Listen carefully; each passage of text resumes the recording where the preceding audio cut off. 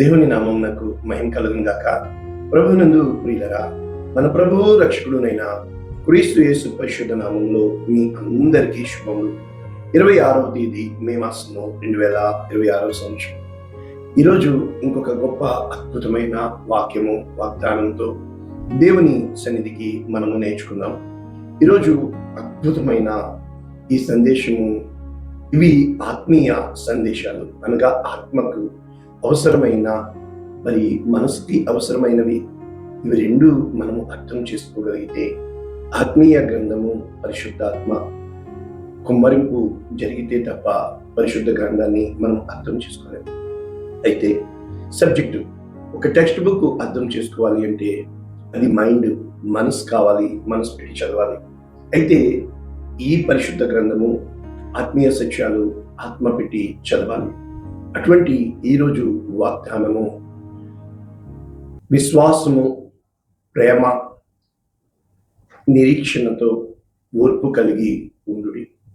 విశ్వాసము, ప్రేమ, నిరీక్షణతో ఓర్పు కలిగి ఉండుడి. తెస్సలోనికీయులకు రాసిన మొదటి పత్రిక 1వ అధ్యాయము 2వ వచనం. పూర్తి వచనము ఏ విధంగా ఉంది? విశ్వాసముతో కూడిన మీ పనిని, నెంబర్ 1, ప్రేమతో కూడిన మీ ప్రయాసమును, నెంబర్ 2, మన ప్రభువైన యేసు క్రీస్తు నందలి నిరీక్షణతో మీ ఓర్పును మేము మన తండ్రి అయిన దేవుని ఎదుట మానక జ్ఞాపకం చేసుకొనుచు మా ప్రార్థన యందు మీ విశ్వాసమై విజ్ఞాపనము చేయుచున్నాము. మళ్ళా, విశ్వాసముతో కూడిన మీ పనిని, ప్రేమతో కూడిన మీ ప్రయాసమును మన ప్రభువైన యేసు క్రీస్తు నందలి నిరీక్షణతో కూడిన మీ ఓర్పును మేము మన తండ్రి అయిన దేవుని ఎదుట మానక జ్ఞాపకం చేసుకుంటూ మా ప్రార్థనల యందు మీ విషయమై విజ్ఞాపనం చేయుచున్నాము. ఇది వాక్యం.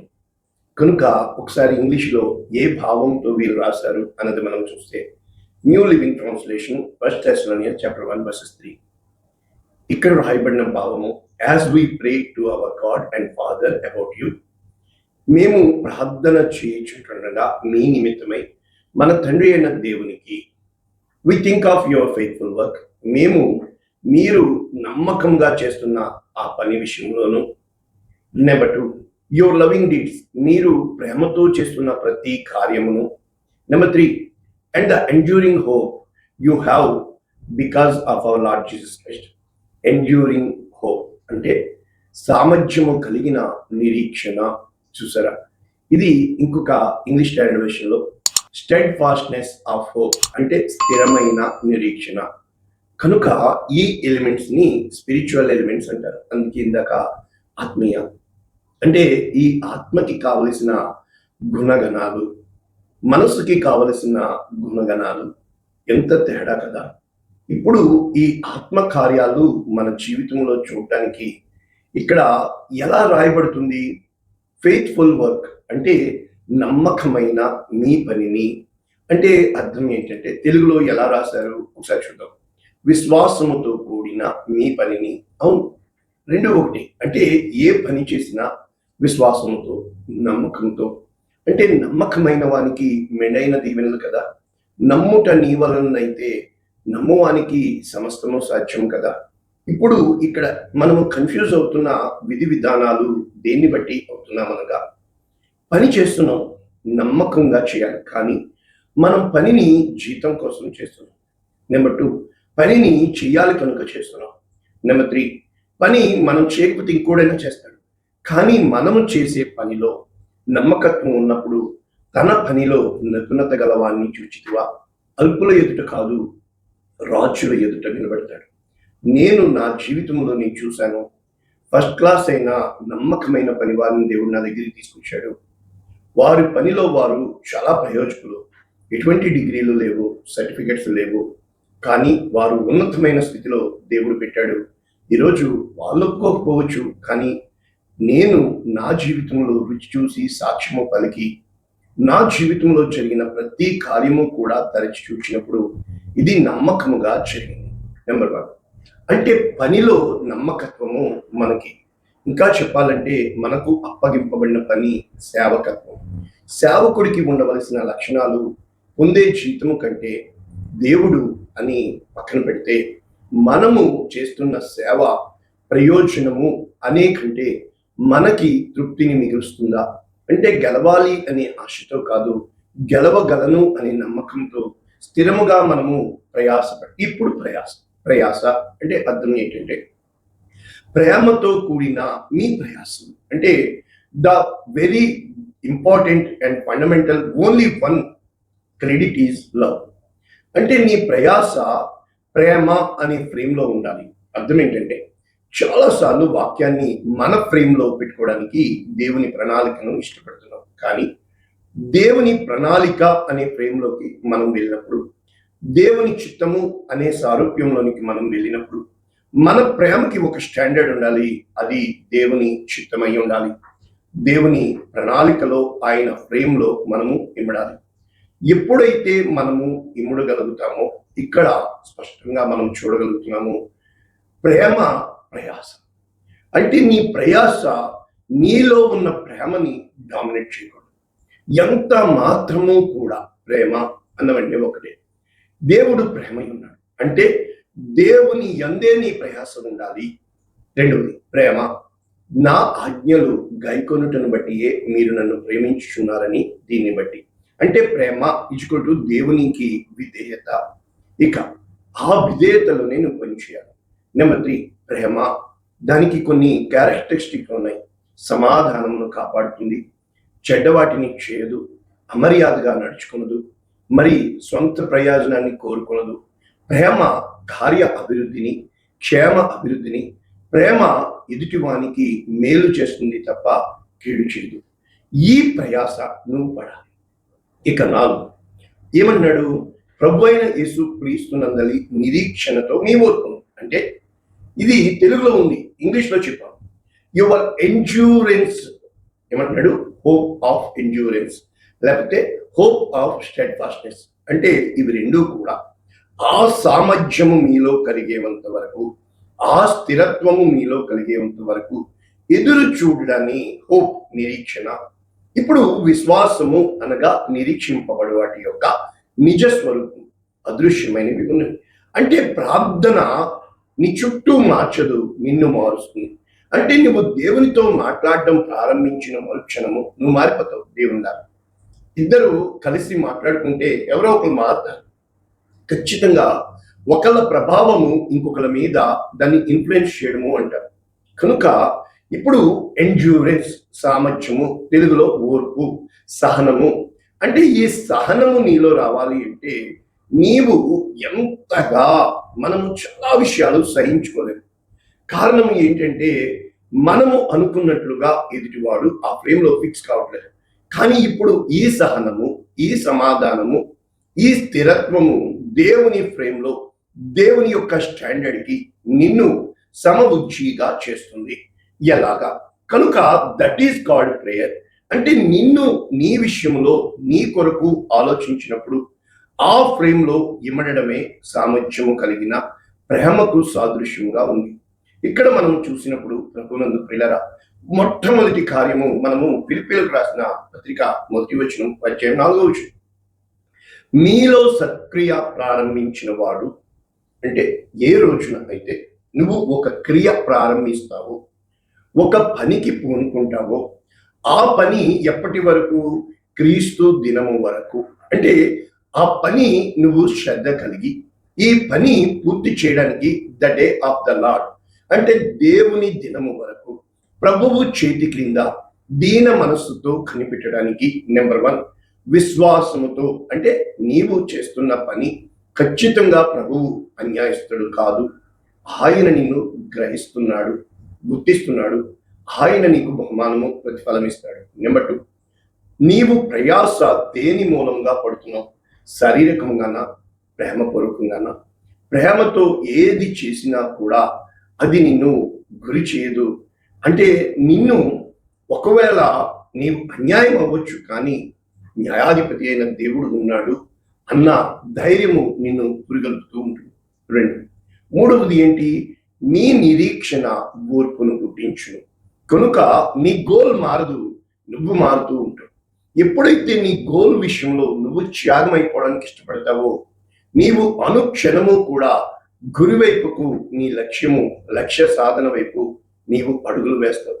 ఇప్పుడు ఈ విధమైన తాత్పర్యంలో యేసు క్రీస్తు దినము వరకు కొనసాగించువాడు అంటే అనుక్షణము నిన్ను బలపరచువాడు, అనుక్షణము నీకు ధైర్యం చెప్పేవాడు, అనుక్షణము తన అనుభవం నీకు ఇచ్చేవాడు యేసు క్రీస్తు నీకు తోడుగా ఉంటాడు. ఎలాగా? 9వ వచనంలో అంటాడు, మీరు శ్రేష్టమైన కార్యములను వివేచింపగలవారు అవుతాడు. అంటే శ్రేష్టమైనవి కానివి, అత్యున్నతమైనవి కానివి, అంటే మనము చాలా విషయాల్లో మన స్టాండర్డ్ని బట్టి, మన ఆలోచన విధానాన్ని బట్టి అక్కడితో ఆగిపోవడానికి ప్రయత్నం చేస్తాం. దేవుడు నిన్ను అత్యున్నతంగా పెట్టాలనుకుంటూ ఉంటాడు. కనుక ఆయన పిలుపుని బట్టి ఏమంటున్నాడు? మీ ప్రేమ. ఇప్పుడు ఈ ప్రేమకి మళ్ళా కొన్ని లక్షణాలు. 1 తెలివితోను, 2 సకల విధములైన అనుభవ జ్ఞానంతోను కూడినదై అంతకంతకు అభివృద్ధి చెందాలి. అభివృద్ధి చెందేదే ప్రేమ. ఎలాగ అభివృద్ధి చెందాలి? 1 తెలివితోను, అంటే నాలెడ్జ్. ఏ నాలెడ్జ్? వరల్డ్లీ నాలెడ్జ్ కాదు, వరల్డ్లీ నాలెడ్జ్ అంటే యేసు క్రీస్తు నందున్న జ్ఞానముతో, అదే విధముగా నీవు పర్సనల్ ఎక్స్పీరియన్స్డ్ నాలెడ్జ్, నీవు అనుభవంలో ఎదురవుతున్న సమస్యలు, దేవుడు నీతో పాటు కలిసి నడుస్తూ ఏ విధంగా నీ చేయి పట్టుకుని నడిపిస్తున్నాడో అది నీవు అవగాహన చేసుకోవడమే బాధ్యత రాహిత్యముగా కాకుండా బాధ్యత అనుగుణముగా నీవు కార్యాలు చేయడము. మనం ఇక్కడ చూసినప్పుడు కొలసీలకు రాసిన పత్రిక 1వ అధ్యాయం 3వ వచనం, పరలోకమందు మీ కొరకు ఉంచబడిన నిరీక్షణను బట్టి క్రీస్తు యేసునందు మీకు కలిగి ఉన్న, అంటే నీ నిరీక్షణ ఇచ్చుకొట్టు పరలోకపు నిరీక్షణ. ఇక్కడి నుంచి ఆకాశము నుండి నీతి తొంగి చూస్తుంది, భూమి నుండి సత్యము ఎదురు చూస్తుంది. కనుక ఇవి 2 అంటే దేవుని నీతి నీలో ఉన్న సత్యము కాదు, నీవు సత్యము కోసము ప్రాకులాడుట, నీవు అనుకున్న కార్యము కోసము ఎదురు చూచుట, నీవు నమ్మిన సిద్ధాంతము కోసము స్థిరముగా ఉండుట, నీవు దేని విషయము ప్రయాసపడాలో, దేని విషయములో నీవు ఆశగా ఎదురు చూడాలో. అంటే ఎలా చెప్పొచ్చు? మీకు కలిగి ఉన్న విశ్వాసమును గూర్చి, అంటే ఇప్పుడు విశ్వాసము అనగా నిరీక్షణ గూర్చిన సంగతులు సత్యమైనవని ఎలా తెలుస్తుంది? ఈ 3 మళ్ళా సేమ్. ఎలా చెప్తున్నాడు? కోట్లో పెడుతున్నాడు, పరిశుద్ధులందరి మీద మీకున్న ప్రేమను గూర్చి మేము విని ఎల్లప్పుడూ మీ నిమిత్తము ప్రార్థన చేయు. ఈ ఎలిమెంట్స్ మారటంలా చూడండి, నిరీక్షణ, క్రీస్తు యేసునందున్న కలిగిన విశ్వాసము, పరిశుద్ధులందరికీ మీరు చూపిస్తున్న ప్రేమ, మేము ప్రార్థిస్తున్నాం. అంటే అంటే అంటే అంటే ఏ నిరీక్షణ అయితే నీవు కలిగి ఉన్నావో, ఏ విషయంలో నీవు ఆశ పెట్టుకుని ఉన్నావో, ఆ నిరీక్షణ, ఆ విషయంలో నీవు కలిగి ఉన్న ఓర్పు, సహనము, విశ్వాసము, ఇది ప్రేమతో నీవు కార్యాలు నీ చుట్టూ ఉన్న వారికి నీవు చేస్తున్నప్పుడు దేవుడు అనేక మందికి తెలియపరుస్తూ ఉంటాడు, నా సేవకుడి కోసం ప్రార్థన చేయి. అంటే ఇక్కడ మనకి ఒక డౌట్ వస్తుంది. ఆ డౌట్ యాకోబు గారు రాసిన పత్రిక 2వ అధ్యాయం 14వ వచనం, నా సహోదరులారా, క్రియలు లేనప్పుడు ఎవడైనను తనకు విశ్వాసము కలిగిందని చెప్పిన ఎడల ఏమి ప్రయోజనము? విశ్వాసం రక్షిస్తుందా? అవును. చాలా మంది మనము విశ్వాసం ఉంది, నేను దేవుని నమ్మను. కరెక్ట్, నువ్వు దేవుని నమ్మవు, మిస్టర్ మంచివాడు, ఊరికి మంచివాడు నువ్వు. నా దగ్గర చాలా మంది మంచి వాళ్ళు ఉన్నారు. కానీ ఇక్కడ దేవుని వాక్యం ఏం చెప్తుంది? క్రియలు లేనప్పుడు విశ్వాసం కలిగింది. ఇవి చాలా సార్లు అనుకుంటాము, అబ్రహాము దేవుని నమ్మెను, అది అతనికి నీతిగా ఇచ్చాడు. సేమ్ అబ్రహాముని ఇక్కడ కోట్ చేస్తూ యాకోబు గారు చెప్తున్నారు, సో నీ దగ్గరికి వచ్చిన వారు ఎవరైనాను ఆహారము ఆకలితో వచ్చినప్పుడు, బట్టలు లేక వచ్చినప్పుడు, వాడు శరీరమునకు కావలసింది ఇయ్యక సమాధానంగా వెలుడి, చలి కాచుకునుడి, తృప్తి పొందుడి. అంటే ఏం ప్రయోజనము? ఇక్కడ ఏం కోట్ చెప్తున్నాడు? మంచి సమరయుడులో యేసు ప్రభు వారు చెప్పిన కథే కదా. దారిని వెళ్తున్నప్పుడు ఒక వ్యక్తి దొంగల చేత అన్ని దోచుకునబడి గాయముల చేత పడి అతను సహాయము కోసం ఎదురు చూచుండగా యాజకుడు వెళ్ళాడు, లేవీయుడు వెళ్ళాడు, సమరయుడు వెళ్ళాడు. అంటే ఇక్కడ దేవుడు కోరుకుంటుంది ఏంటి? మన పొరుగు వారికి అక్కడ మొదలు పెట్టాం కదా, విశ్వాసముతో కూడిన మీ పనిని, అంటే పనిలో నమ్మకంగా ఉన్నవన్నీ, ప్రేమతో కూడిన మీ ప్రయాసం. ఇప్పుడు అతన్ని చూసి జాలిపడి దయ కలిగి కనికరం కలిగి ప్రేమతో అతని గాయములు కడిగి నూనె రాసి కట్టుకట్టి అతన్ని ఎక్కించుకుని పోటకోలో అంటే దేవుడు నీలో క్రియను కొనసాగించువాడుగా ఉన్నాడు కనుక ఇక్కడ చెబుతూ అలాగే విశ్వాసము లేనిదైతే క్రియలు లేనిదై అది ఒంటిగా ఉండి మృతుడు. ఎప్పుడైతే నీకు పెట్టబడిన ఈ పరీక్షలో నీవు ఏమీ పూనుకొనక దేవుడు నీకు చేయునుగాక కాదు, దేవుడే నిన్ను పంపించాడు. దేవుడు నీకు ఒక అవకాశం ఇస్తున్నాడు. దేవుడు తన ప్రేమను నీకు చూపించాలని, నీలో ఉన్న ప్రేమ ఆ ఎదుటి వ్యక్తి పొందుకోవాలని నేను ఎక్కువ చేయమంటలేదు, కొంచెం చేస్తే చాలు. కనుక ఈ కోట్లో చెప్తూ ఒకడు నీకు విశ్వాసం ఉన్నది, నాకు క్రియలు ఉన్నవి, క్రియలు లేకుండా నీ విశ్వాసము నాకు కనపరచు, నేను నా క్రియల చేత నా విశ్వాసం నీకు కనపరచు. ఎలా కుదురుతుంది? దేవుడు ఒక్కడివే నువ్వు నమ్ముచున్నావు కదా. మరి అటువంటప్పుడు విశ్వాసం లేనప్పుడు అని చెప్తూ ఇక్కడ ఏం చెప్పబడుతున్నాడు? సో సింపుల్, ఒక్క మాట చెప్తున్నాడు. విశ్వాసము లేనప్పుడు నిష్ఫలమని క్రియలు లేనిది తెలుసుకున్నవా అంటే మృతమైనది, నిష్ఫలమైనది. ఎలాగా? అబ్రహాము తన కుమారుని ఇస్సాకును బలిపీఠం మీద అర్పించినప్పుడు క్రియల వలన, అంటే అబ్రహాము దేవుని నమ్మినప్పటికీ ఇన్ యాక్షన్, చూసారా, క్రియలు కదా, ఇన్ యాక్షన్. ఎలా నమ్ముతున్నాడు? బలిపీఠం మీద నీ కుమారుని పెట్టాడు. ఎందుకు?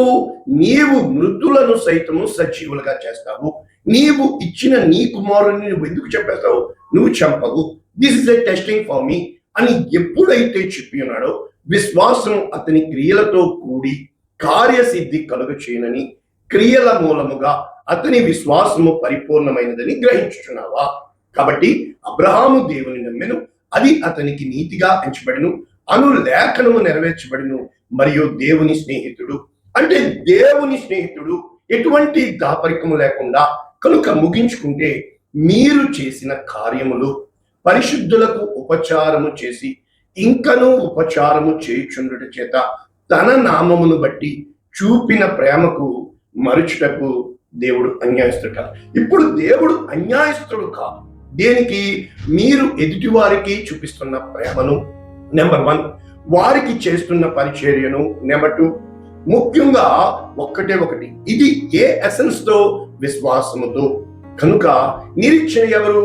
నన్ను దేవుడు చూస్తున్నాడు, నన్ను దేవుడు గుర్తించాలి, దేవుడు గుర్తించే వరకు నేను ఎదురు చూస్తాను అని స్థిరముగా ఉండటమే దేవుడు ఈ రోజుల్లో, ఈ కాలంలో నీ యొద్ద నుంచి కోరుకుంటున్నాడు. శక్తి చేత కాదనెను, బలముతో నిధి కాదనెను, నా ఆత్మ ద్వారా దీని చేతునని యెహోవా సెలవిచ్చెను. శక్తితో కాదు, బలంతో కాదు, ఆత్మతో కార్యాలు జరగాలి అంటే ఎంతగా ఎదురు చూడాలో, ఎంతగా పొరడాలో ప్రార్థన చేద్దాం. పరిశుద్ధుడా, ప్రేమ కలిగిందండి, విత్తబడిన ఈ వాక్యము అనేక మందికి ఆశీర్వాదంగా, లక్షల మందికి రక్షణకు కారణంగా, నీ కృపా సమృద్ధికి దీవెనకరంగా యేసు శ్రేష్టమైన నామమున ఈ దీవెన సమర్పిస్తూ నీవే కార్యం చేయమని, నేరుడు చేయమని యేసు నామమున దీవించి నీ చేతులు మీరందరినీ అర్పిస్తున్నాను. ఆమేన్. God bless you all. దేవుడు మిమ్మల్ని దీవించుగాక.